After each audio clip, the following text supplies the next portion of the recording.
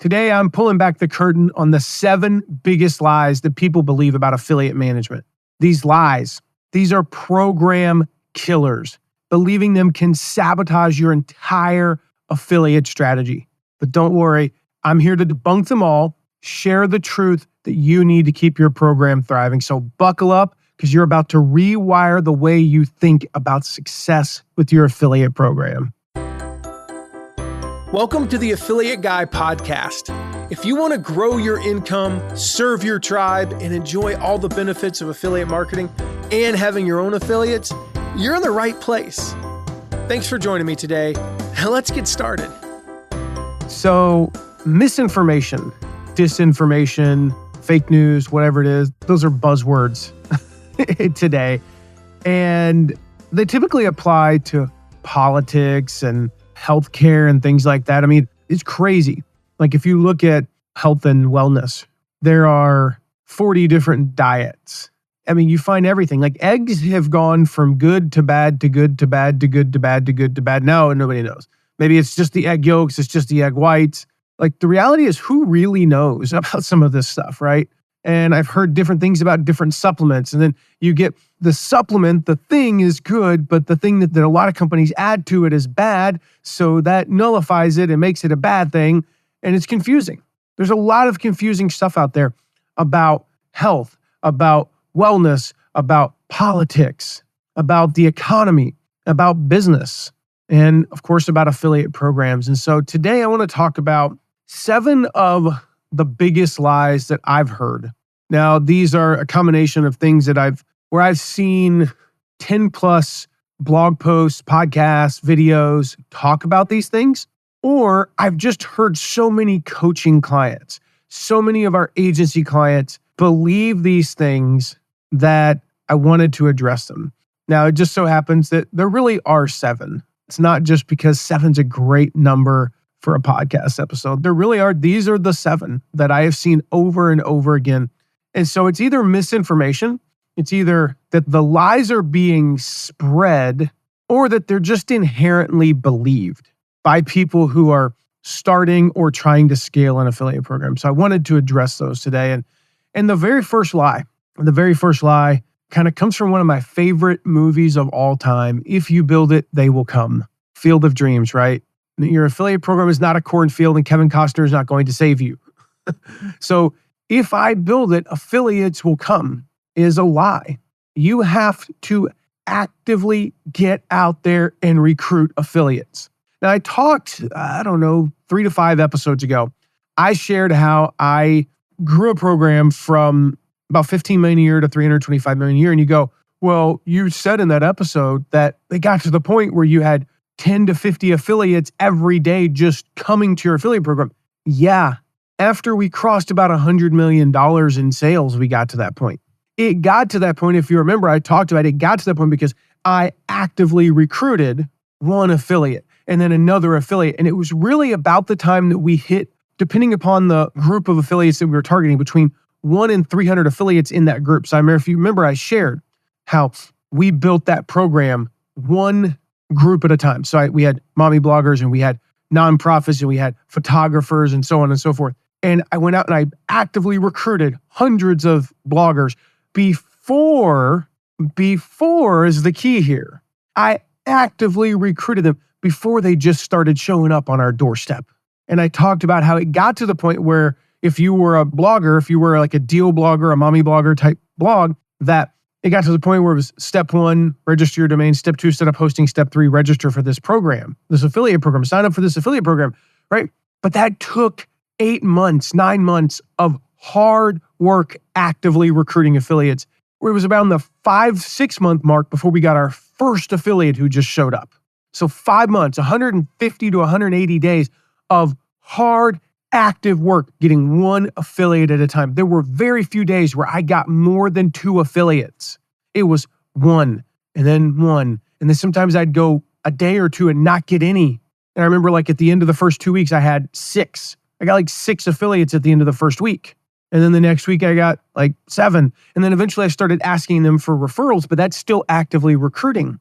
So I'm not contradicting what I said. Yes, eventually we got to the point where affiliates were coming to us. but it started with that active recruiting. So I'm going to put a few links to a few episodes that will help you with this. But know that at the very least, you will need to ask your customers to become affiliates, and you will need to do this regularly. That's usually nowhere close to enough, but it's a start. But you have to ask. If you build it, they will come does not apply to affiliate programs. If you build it and you work hard to get hundreds of affiliates and you build the brand and you do the things that I talk about, like simple things like adding a link to your footer that has your affiliate program, if you do those things, eventually they will come. Again, that program that I talked about, when you looked at it 4 years after we took over, when we were doing over $300 million, at that point, 95% of our new affiliates every day just came to us. We didn't have time to actively recruit anymore. We still did a little bit, but it was an hour or two a week. Most of our time was spent managing the current affiliates and just processing the applications. Yeah, you will get to that point, but it starts with working hard on recruiting. So go check out the links in the show notes. Make sure you learn how, because it's working hard, but it's also working smart. All right, line number 2. I should only have affiliates that are in perfect alignment with my niche and my brand. No. I see this so often. Companies are so protective of their brand, and they only want affiliates who are perfect for their brand. Sometimes they're so protective of their brand, it's ridiculous. They only allow affiliates who post perfect images, when the reality is that what sells better is more authentic images anyway. And I've seen this happen so many times. They only want affiliates using the approved perfect images. And just to be clear, I get it that like if the image has writing, or you're in the health and wellness space and you got before and after pictures and they're not real and it's showing that this helped somebody lose 300 pounds. No, it didn't, And so, I get that. Like if you're in a regulated industry, the images have to be approved. But it doesn't mean that they can't create their own and then you approve them, or that you can give them parameters, because most of you aren't in an industry like that. Most of you, if you're selling, I'm just looking at my desk, if you're selling planners, there's nothing wrong with them showing an image of their planner, and it's not the perfect image, and it wasn't shot with a Canon blah, blah, blah high-res camera. It was, of course you have a 4K flipping camera in your phone now, but it shows their sloppy handwriting and things like that. And it's not used perfectly. Maybe they don't use the planner exactly as you teach people to use it, but it's pretty darn close. And they share their kind of uglier pictures, but those work better. The other thing is like, well, what if an affiliate doesn't agree with me on things? My platform is going back to politics. Like maybe you're saying, well, my politics are liberal, but you do a phenomenal job at making cookies. And if a conservative wants to promote your cookies, let them. As long as affiliates are ethical and following the law, who cares if they support a candidate you don't support? That means you can't promote your brand. Like that's just dumb. That's so narrow-minded. And it's not just politics, it could be anything. I've had people in the parenting niche that they say, well, I've got 20 things that I believe in regarding parenting, and they disagree with this one thing. Like, they believe in spanking and I don't, so they can't promote my course. They believe in 19 of the 20 things that you believe in, and they want to promote your course specifically because it will help their parents who have kids on the autism spectrum. I'm totally making that example up. That is not a real example, just to be clear. So don't go like trying to figure out who our clients are and go, oh, I know. No, that's not a real thing. I made that example up. But they feel like your course is the best course out there just because they disagree with you on spanking, or just because they disagree with you on homeschooling versus public schools or private. Like, it doesn't matter just because they're not perfectly in alignment with you. They don't have to be. Another thing is, well, they're not really in my niche. And I talk about this from the affiliate perspective, that I call it the affiliate donut. I say, you've got this donut, right? And the whole is, that's the thing that you're the best at. If it's information, you're the best at teaching this thing. If it's a product, you're the best at solving this problem. You have the best planner. You have the best thermos. You have the best iPhone case, whatever it is. But there's all these tangential things. And especially if we're talking about information, if they follow you for information to learn something like, say, affiliate marketing, there are other things that they want to learn, but you're not the expert at, or your product or service doesn't solve their problem. So you promote affiliate offers. Just like I promote affiliate offers because I'm not the expert at membership sites. I promote Stu McLaren. And I explain that from the standpoint of an affiliate, but the same is true for an affiliate program. Your core is, let's use membership. Your core is people who, have membership sites. But just because they don't have a membership site doesn't mean they can't promote your course about membership sites. Just because they're not an online marketer doesn't mean they can't promote your product. We have seen this time and time again. Some of the best affiliates for courses for our clients. I think of one of the top 10 affiliates for Product Launch Formula a few years ago. I forget the lady's name. And it drives me nuts because I should know it.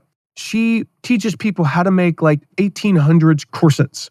It has nothing to do with launching a product or internet marketing.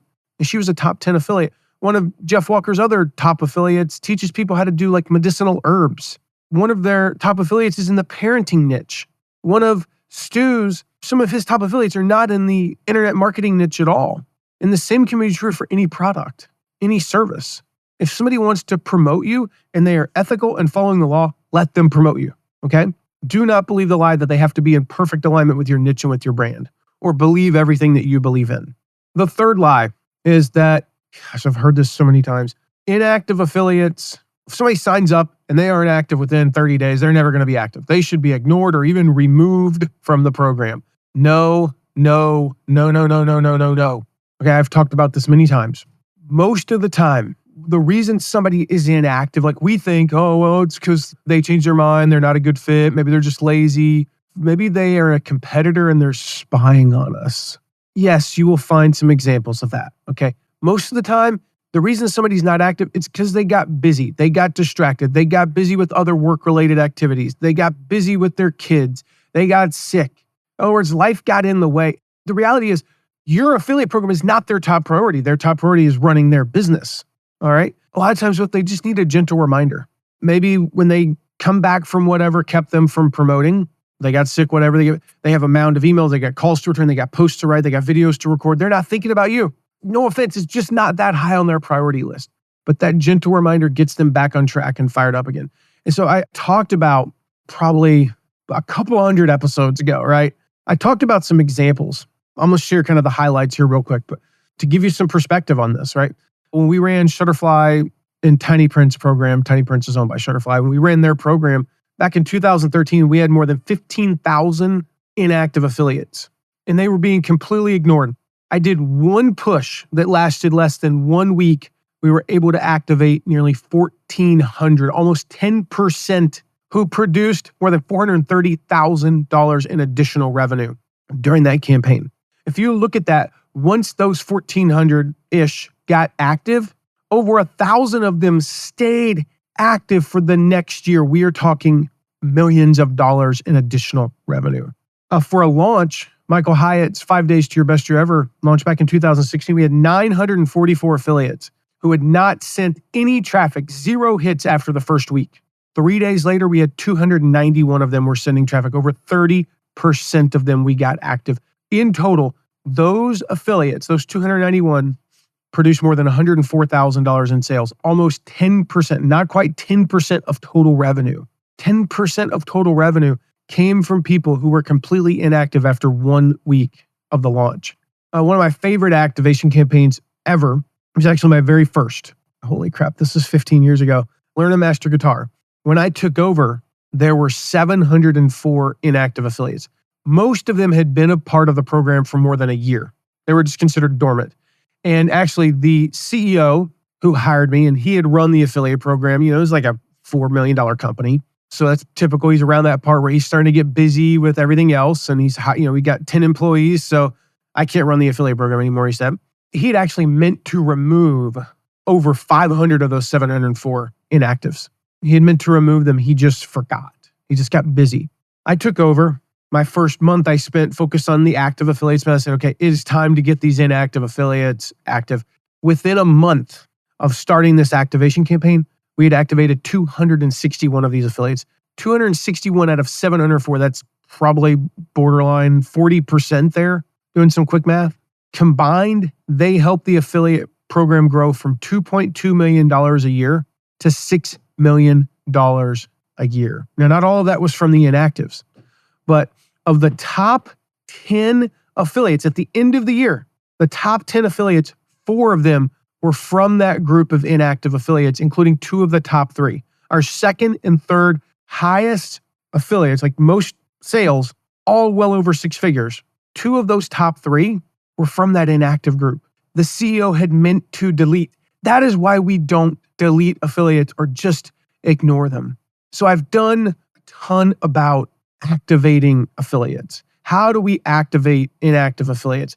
I will make sure to include those links and make sure you get the templates. I'm going to include a link to our activation templates, okay? This is probably the best thing we've ever put out because it's literally copy paste. You change a couple of things. We need to know, why are they inactive? First reason is they signed up on a whim. They signed up, this cool affiliate program, I saw somebody else promoting, and they're like, I decided I don't want to. Okay, not much you can do there, just you're fine. The second reason is they decided to promote a competitor. And if they start promoting a competitor, you need to shut up and listen to them. Ask them, why are you inactive? Why are you promoting this competitor? Do they pay better? Do they convert better? Do they have better affiliate tools? Are they promising to promote you, to do a reciprocal promotion? And solve those problems if you can. Oh, they pay better? Well, we can also pay better. Oh, they convert better? Let's work on our conversions. Let's solve the problem to get them promoting. A lot of times it's easy or simple. It's not easy. Fixing your conversions is simple. Like, hey, this other program is converting at 3%, you're converting at 2%, and you pay the same. So you need to convert 1% better. That's simple. Not easy though. You got to really do some work there. Third reason somebody's inactive, if you look at those numbers, we activated 10%. 30%, 40%. Well, that means we didn't activate 60, 70, and 90%. The reality is we did not activate over 50%, and certainly not 100. Some people, they just will never be active, and that's okay. It's a numbers game. Some people, they went out of business. Not much you can do there. Sometimes it's just they don't know how to promote. Sometimes an affiliate just doesn't know how to promote your product. They haven't done a good job of adapting to the new marketing. Your job is to help your affiliates succeed. That is what affiliate management is. If you think about it, I hate that term. I did a podcast episode a while back. I hate the term affiliate manager. But if you think about what a manager is, if you're a sales manager, your job is to help your salespeople sell. It's not to sell yourself. It's not to make sure they're doing their work, to make sure they show up on time and leave. No, your job is to help them sell. I mean, I've run sales departments. If, we had quotas, you got to sign up 15 people a week. That means 3 a day. If you signed up 5 people today and it's 4 o'clock and you want to leave. I don't care. Like, I just don't. Usually a good salesperson's like, I'm going to stay. I'm going to sign up a 6th person and a 7th person. But your job is to help them succeed. So you need to train them. You need to show them how to promote. You need to get on calls with them. You need to tell them to subscribe to mattmcwilliams.com. Tell them to subscribe to the podcast. I'm serious about that, by the way. Create promo checklists. Like I said, train them. It is your job to help your affiliates. The last reason is they're going to quote unquote get around to it later, right? So you got to give them a nudge. Again, like I said earlier, all it takes is that gentle reminder. You send them a specific email. Go grab the activation templates I will include in the show notes. Grab the activation templates. I have sent probably 500 activation emails over the last 19 years. What I did was I took the best few that actually work. They're at mattmcwilliams.com/activate. You can get all of them there totally free. mattmcwilliams.com/activate. I'll put that link in the show notes. So go grab those. So again, don't remove them. Don't discount them. They absolutely can become some of your best affiliates. All right, lie number 4. Lie number 4 says, our product sells itself. This is the lie that's affiliates don't need anything. Like, our product is so good, it just sells itself. This lie is, I don't know how else to say this, like, this is some seriously old school thinking. Because, products back in the 1980s might have sold themselves. If you had the best widget, it sold itself. But there are now hundreds of widgets. There are dozens of widgets with varying degrees of nuance that are niched down, and those are made in the United States. And then there are hundreds made overseas at half the price, or a third of the price, or a quarter of the price. There are cheap versions that, maybe they'll fall apart in a year, but they get a person through a year. That's the thing. You have to remember, like, oh, my product is the best. Yeah, yours is the best, and it costs 8 times more. And so somebody who's looking for a short-term solution will buy the cheap thing. I'll give you an example. I was talking with a business partner of mine the other day, and this particular business partner is worth roughly $500 million, pretty close to that. what I understand. I mean, the guy's super wealthy. And we were talking about the fact that we both, despite having the financial means not to, we both still do our yard work. And I told him the reason for me actually is it's 70% selfish. When I go out to do yard work, that's my time. I don't, as a busy entrepreneur, a dad who has 2 kids playing travel soccer, who is coaching one of the teams. And then this winter, our daughter has 3 different clubs that she trains with and 2 different clubs that she plays with. And our son has 2 different clubs that he plays with, one of which I coach. 2 days a week of training and 2 days a week of games. I am busy. I have a lot going on. I don't usually have time to myself. And I don't say that to complain, but I say that because when I go out to do yard work, I work on computers all week. I'm a white collar, worker, right? When I go out to do yard work, it's my one time a week where I get to use a chainsaw and a tractor and I get dirty. And so we were talking about this. I know it's taking a while to explain this, but I love doing it. It's irrational, but I love doing it. And it's an opportunity sometimes for me to bring the kids out. My son the other day helped me get the leaves up and he earned $10 and he got to buy something with it. And he felt so good. He was asking when he could do it again. Like, well, there's no more real leaves, like we don't need to do this daily. Well, anyway, I say all that to say that I was explaining to him that one of the parts of our tractor broke and I don't know what do you call it, but it's basically the leaf collector part of the tractor. I was like, I could spend $600 to buy that and buy it one time for something that frankly I only use 4 times a year. Or I could buy a cheap bag manufactured in China for $25 and get that. And I read the reviews and that most of them said, I only used it 10 times and it ripped. And I'm like, well, I'm doing the math. If it rips after 10 times, and let's say that it only lasts 8 times even, it lasts 2 years, 4 times each year for $25. I mean, my tractor's not going to last as long as 10 of these bags are going to last or 20 of these bags. I'm like, that's a good deal. So sometimes cheap is better for certain people.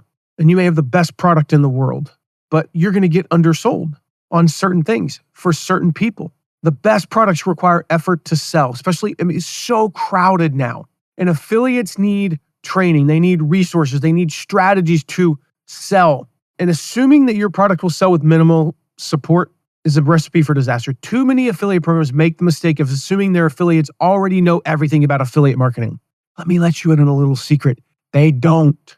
So training your affiliates, we talked a little bit earlier about what to provide your affiliates. Let's talk about training for a moment. Training your affiliates is not only important for them, but it's important for you. It is absolutely crucial that you provide them with the knowledge, the tools that they need to promote your products. So how do we do this? One way is just hosting regular training events, walking your affiliates through your promotions. If you have a big affiliate promotion coming up, a big sale, walk them through it. Host a half-hour call. Share tips on being a great affiliate. Cover the basics, but also some other bigger things. But even just in the beginning, like record videos, show them how to find their links, how to get their login information, how to use the swipe copy. Don't take those things for granted. Throughout the year, host training sessions on different topics. For one client, I've talked about this before, but he teaches entrepreneurs how to build a membership site. It's an annual launch.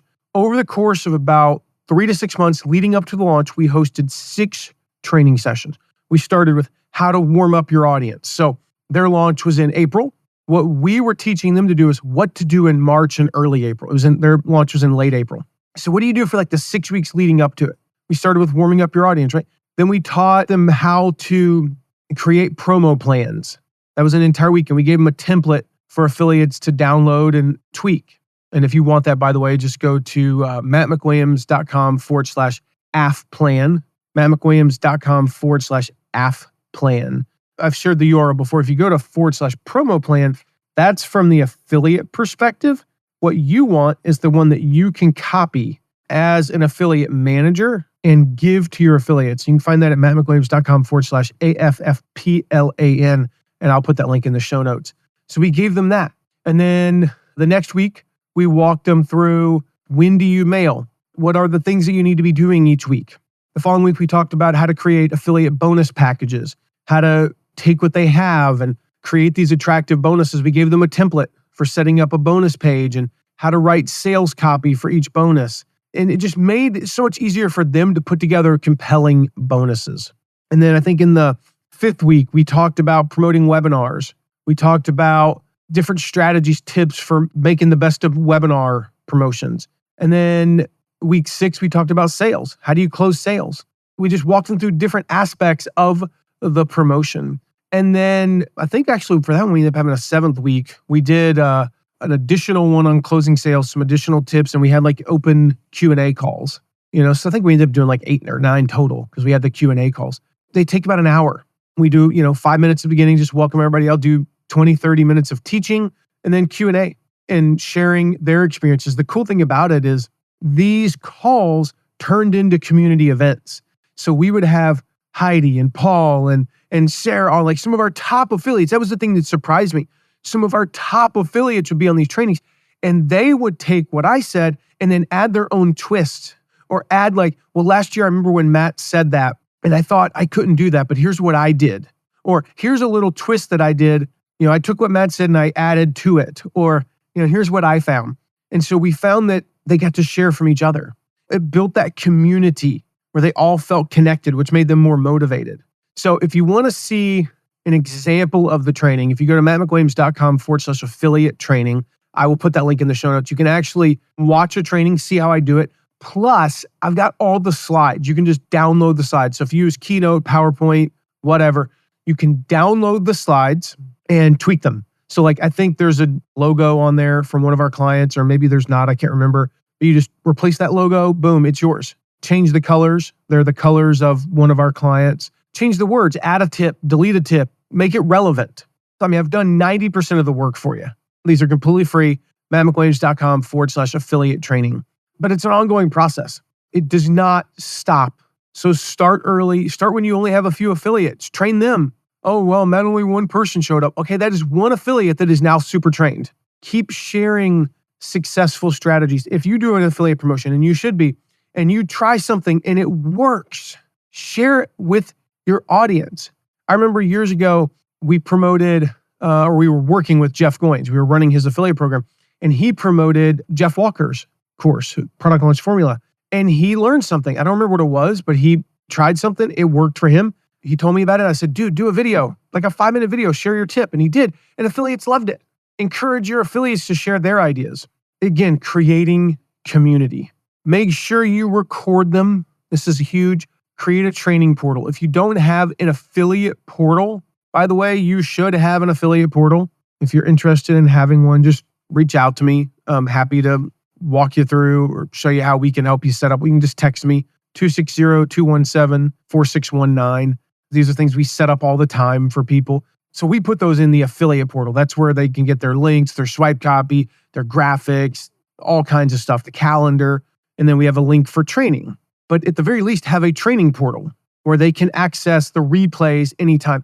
Like if you think about just the numbers, right? If you help 100 affiliates to be 10% better, think about what that would do for your bottom line. I mean, even if you have a small program, a tiny program, an hour a month on training can be worth $5,000.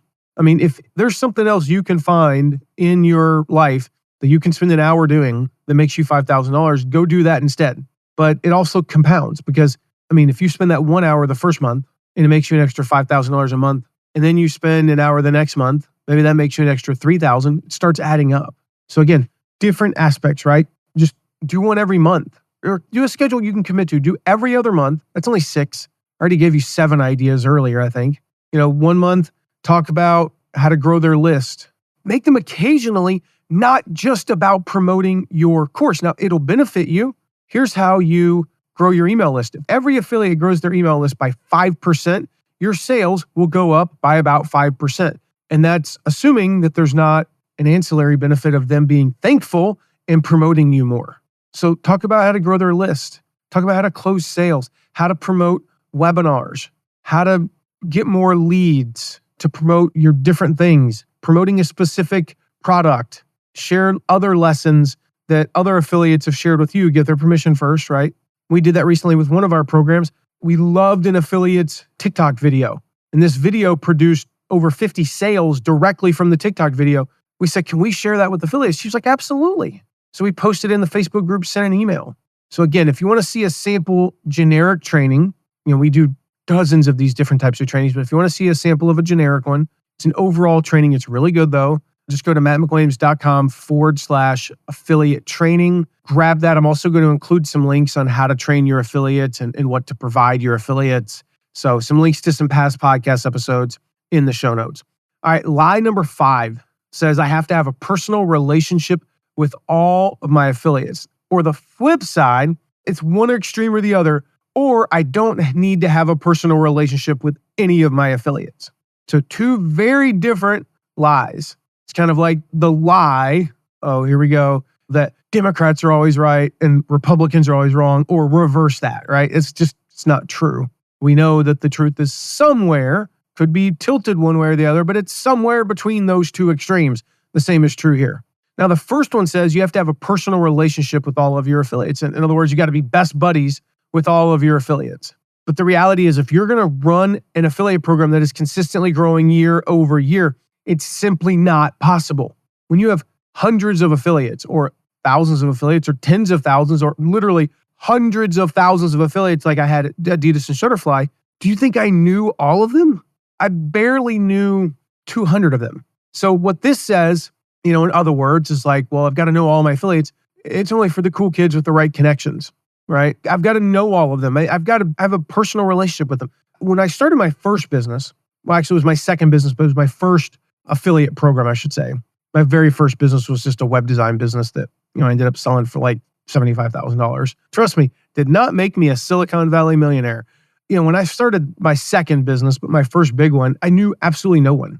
None of us did. My business partners, we had 3 of us. None of us knew anybody. We were not the cool kids. We did not have the dads who knew the right people. We started with literally $5,000. 18 months later, we were doing over $1 million a month just through our affiliate program. We weren't the cool kids. I got an email, this is a few years ago, and I think I've shared it before, but Alex Putnam, I'm just going to read what he wrote me. He said, Matt, I just had to let you know this. You know that when I signed up for the training, this is one of our courses, I didn't know anyone who could be an affiliate. So he did not have the connections. He said, yesterday we finished our first launch of his new course and did $374,000. $360,000 of that was from affiliates. I am on cloud 9 right now. Thank you. In 9 months, he went from not knowing anyone. In that training, I say, write down some names of people you know. He was like one of the few people who had nobody.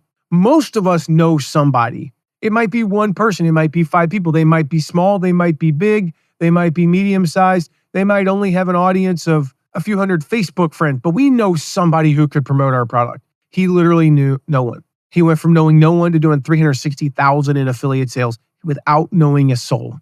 Now, the reverse of this is that you don't need to know any of your affiliates on a personal level. And that is wrong too. You should know some of your affiliates on a personal level. So how do you do that? How do you balance what I just said about scalability, right? You can't know all of your affiliates with personal relationships. Very simple answer. You tier them, okay? TIER, to be clear. You tier them. So you've got, depending upon the size of your program, your top X. It could be as few as 10 people. When you only have 10 affiliates, know all of them and then grow from there. It could be as high as 50, possibly upwards of 75, depending upon, again, how big the program is. I'm going to say the average program, it's 20 for me. These 20, I keep records on all of them. I know them. You should have their cell phone number and they should have your cell phone number. All right. You should know their kids' names, their spouses' names, where they went to college, if they did, what their favorite teams are. You should be on their email list and you should read most of their emails. You should connect on social media and just build the relationship. So you're on their email list, you read them, reply to some, dude, love this email. Oh my gosh, I agree. So true. Hey, do you mind if I share this email? Things like that. Again, when you talk to them, don't ask, well, how's your wife and kids? That's what you say to somebody you see once every 5 years. Don't say crap like that. Hey, how are Kim and John and Joey? How's soccer going? Oh man, you excited about the Chiefs game this weekend? Whatever. Like I've said before, when their team wins the national championship, congratulate them. Reach out to them. Send them a meme that, if you have that kind of relationship, send them a meme that makes fun of their team. Send them a meme that makes fun of their team's rival. Like, again, it's a relationship and it should be that way. But that's only manageable on those top X. Again, you've got to define X. Typically, it's about 20 people. In a program with 300 plus affiliates, it's somewhere in that neighborhood of 15 to 20. The second tier is a bigger tier. This is a very small program. It can be as few as from maybe number 11 to number 25, maybe 11 to 100. It could be from 20 to upwards of 500, maybe even 1,000. Again, depending upon the size of the program. This is going to be, if you look at it from this perspective, that top X, that first group, is the affiliates that account for 20 to 50% of your sales, probably. Individually, each of those affiliates accounts for 2% or more of your sales. We'll put it that way. So that's why I said it's about 20, 25 for me. Those 20-ish will account for upwards of 55, 60% of all sales. Then I've got the group that basically accounts for all the sales up to about 90% or so. Individually, they are at least 0.1% and they're not north of 1.5%. With them, I connect on social media and I comment periodically. What I do is I intentionally spend 5 to 10 minutes. For me, it just helps if I do it first thing in the morning. I know what I say, don't check social media first thing in the morning. I don't check social media first thing in the morning just because I'm bored and I want to scroll through crap for 10. I set a timer for 10 minutes. I don't spend more than 10 minutes doing this. And I comment on 5 to 8 of their posts. And I comment thoughtfully. I do like their post. And the only reason I do that is to game the algorithm so that I see their stuff more. I will do that. But I make sure I don't just say awesome, congrats. Because if you get 98 congrats, who congratulated you? Do you remember their names? No. So I give a thoughtful post.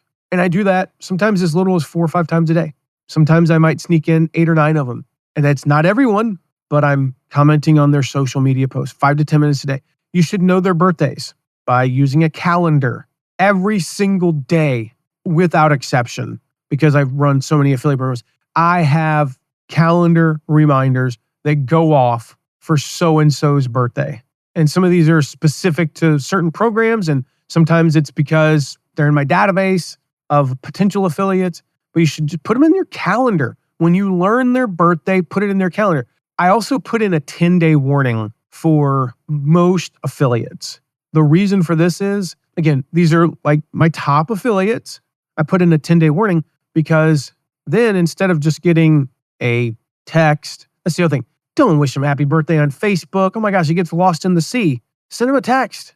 Wish them happy birthday there. Send them an email if you don't have their phone number, which you should, but send them that. And if you need to get them a gift, you need time to get them a gift. So I set a 10-day warning, and that's my reminder to make sure I go buy people a gift. Use technology to know basic things. Use alerts.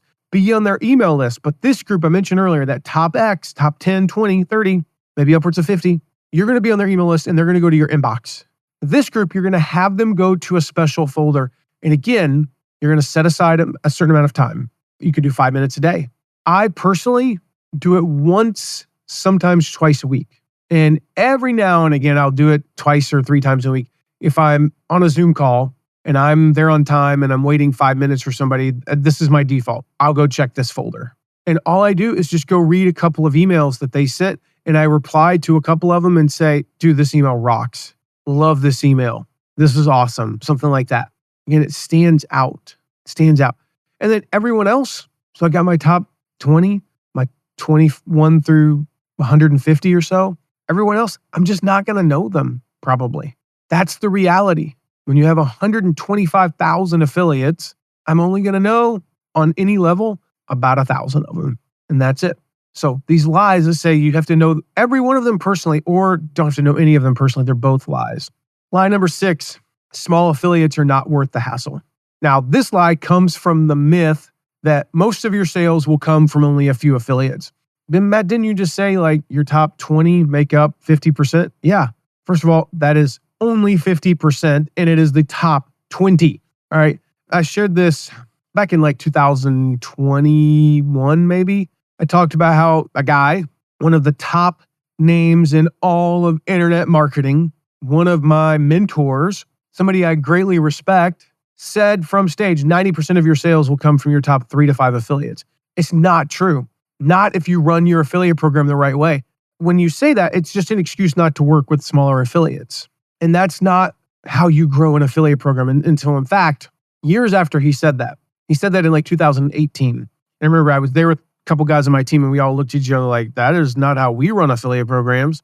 Years later, that guy came to us because he saw what we were doing with other affiliate programs and how our top 3 to 5 were making up 10% of sales. And he saw how we were running these multi-million-dollar affiliate programs, and the majority of sales were from small affiliates. It was from having 550 people make 1 to 5 sales. And he saw this and he wanted to work with us, and he did. And it was really cool. So I want to share some cold, hard data here in a second. It just completely destroys this lie. But here's the reality. Small affiliates can be the backbone of your affiliate program. They can be the backbone of your affiliate program. Why? Because when you are a small affiliate and you promote a product and you make your first couple of sales, you're loyal. There's an overwhelming sense of loyalty. The thing is, then that small affiliate grows. So maybe they only made 2 sales your first year, 2 sales of your $50 product. Yippee, $100. You paid them $50 or what, maybe a little bit less. You paid them $30 and your cost of goods was $50. So you only made $20 and you spent 45 minutes emailing with them back and forth. Maybe you had a 10-minute call with them or whatever, and you made $20. Yay. If you're an affiliate manager, you didn't even make 20. You made 2. You made $2 off that affiliate, but they grow. The next year, their list, their following is 2 times bigger. The next year, it's 2 times bigger again. All of a sudden, now they're from 2 sales to 4 to 8. Some affiliates will 10x, 20x, 30x. I mean, everybody started somewhere.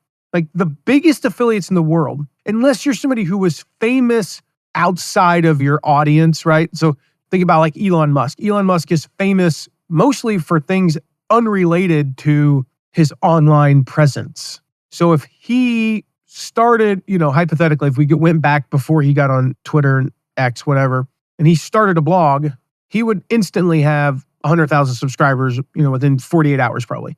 If you're not like that, everybody started somewhere. These people that you follow, these marketing experts, they started with one person following them. So imagine if they become loyal to you.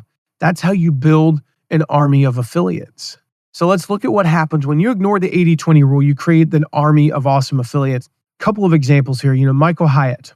We ran, his launches for a while back in the late 2010s. And this big launch, leaderboard with people like, just going through some of the names here, right? This is just some of the people. Craig Jarrow, Jeff Sanders, Dan Miller, the Ziegler family, Joseph Michael from Learn Scrivener Fest, Ryan Eliason, John Lee Dumas, Stu McLaren, Jeff Goins, Pat Flynn, Ray Edwards, Sally Hogshead, Jeff Walker. I mean, it's a who's who of names. And yet the top 3 affiliates accounted for only 14% of sales. I thought it was supposed to be 90%. Nope, it was 14. The top 10 only accounted for 27% of sales. We had over 500 affiliates make at least 1 sale. 380 affiliates made between 1 and 5 sales. Average of just under 3. But let's just call it exactly 3. That's 1,500 sales. That is an army. There's no risk. That's the other advantage. There's no risk. Oh, well, if the following year, our number 2 affiliate didn't promote, cost us 4% of sales. We more than made that up with all the new affiliates that we brought on.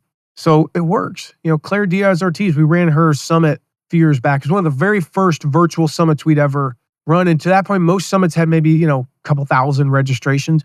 This one had 12,000 registrations, but not one single affiliate had more than 400 registrations. We had 110 affiliates send leads.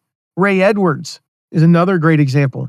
When we ran Ray Edwards Copywriting Academy launch, same numbers as Michael, leaderboard kind of similar. Grant Baldwin, John Nemo, Chandler Bolt, Craig Ballantyne, Dan Miller, Michael Hyatt, Don Miller, Donald Miller, Jeff Bullis, Jeff Walker, again, a lot of names that you recognize. And yet the top 3 only accounted for 19, not 90, but 19% of sales. The top 10 accounted for only 34% of sales. And this was one of my favorite stats. 16 affiliates doubled their sales year over year. They doubled from the previous year's launch. One of them, I remember Ernie the attorney, Ernie Svensson. He went from 2 sales to over 30. Huge growth. Mike Kim, I don't remember what he made the year before. It was like 5 sales the year before. Had 50. He won the launch. He beat Jeff Walker. He won the entire affiliate competition. But I mean, he was a nobody. And so this is the power, guys, of having this diversity to your affiliate program. One last example, Jason and Cecilia Hilke, they ran a big parenting summit, 114,000 people. I mean, that is bigger than Michigan Stadium, bigger than the largest stadium in North America. The year before, when they had no affiliates, they had about 20,000 people. So we added 94,000, no affiliates at more than 2,000 leads. Most of the affiliates were first timers. They were nobodies. They had a list of 10,000 people on their parenting blog, but they never done an affiliate promo before. And so, they're not big enough. So how did we do this? Very simple, by ignoring the conventional wisdom. And the conventional wisdom tells you, well, most of your affiliates are going to come from only a few affiliates. Don't work with small affiliates. It's just simply not true. It's simply not true. All right, so our final lie here, very simple one. Our final lie says higher commissions solve everything. So if things are going wrong, I'm not growing, raise the commissions. You definitely need high commissions. You should have competitive commissions. I've talked about that so many times. If your competition is paying 50%, you cannot pay 30. You got to pay 40. You got to be in the ballpark. Preferably if you have the margins and your competition's at 50, pay 50. If they're at 20, pay 20 or 25. But that's not the only factor driving your affiliate program. Raising commissions is just not going to compensate if you have crappy affiliate support. All right. It is not going to compensate if you don't have the right communication. I would rather you be paying 5% less, but be a rock star communicating with your affiliates. It's not going to compensate if you have your marketing materials, your assets for your affiliates. I talked about, I'll put those links in the show notes to show you what to provide. If they suck, if your graphics, your swipe copy, your affiliate portal, if they suck, if you don't have an affiliate portal, raising your commissions 5 or 10% is not going to make up for that. Raising your commissions when everything else is broken, at best it's a Band-Aid, and at worst it's an insult to your affiliates. So fix the broken parts first. Have a competitive commission, but fix the broken parts first. So, shared 7 lies. If you believe these lies, they can absolutely destroy your affiliate program. If you've got questions about this or anything else, and I mentioned earlier, but text me anytime, 260-217-4619. Shoot me a text, ask your questions, comments, whatever. Love to hear from you. I've got links to everything in the show notes, the recruiting tips that we talked about, recruiting mistakes, how to steal your competitors' affiliates, links to all those podcast episodes. I got links to the affiliate activation templates, the training templates, the promo plan, all that. How to give your affiliates what they need, how to communicate. We just talked about communication, how to communicate better with your affiliates. Got all that in the show notes. So make sure you check that out. Again, it's all right there for you. And make sure if you haven't yet, hit subscribe so you don't miss the next episode. It's going to be a good one. You don't want to miss it. So hit subscribe. Make sure you are subscribed to the show so you don't miss it. I'll see you soon. Bye-bye. Thank you so much for listening today. Remember to check out all of our deep dives into affiliate marketing at theaffiliateguide.tv. And if you have a question, ask it at asktheaffiliateguide.com. Who knows? Maybe you even be featured on an upcoming episode. And lastly, if you haven't yet, make sure to leave a rating and review wherever you're listening to this episode. See you soon.